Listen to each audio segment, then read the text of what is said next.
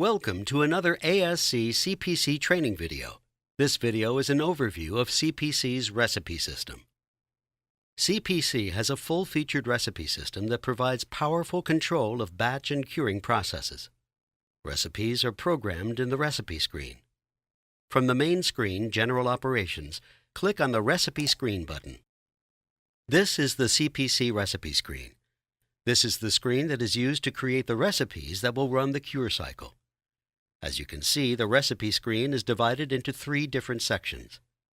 The first section is in the upper right. This is the Tree View section that shows the virtual directory of recipes and recipe folders.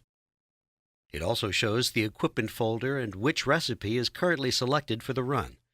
In order to view or edit a recipe, you have to click the recipe in the Tree View. The next section, in the upper left, is the information for the selected recipe. This information shows the details related to the recipe currently selected for editing. There are several options for naming, tracking, and the attaching of quality cards. The final section is the recipe itself. This is arranged in a familiar spreadsheet style. On the left, you will see the rows containing individual parameters. Each one of these parameters represents an individual control or alarm point. At the top of this section, you can see the segments. Each segment represents a step in the process.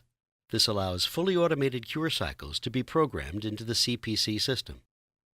The last feature we will point out is the Recipe Preview system. This system allows users to preview the recipe in graphical format prior to running the cure cycle. When you click on the Recipe Preview button, CPC simulates what will take place during the run cycle. This allows for quick visual verification that a recipe is configured as intended. Recipe programming is detailed further in the recipe programming video. Thank you for watching.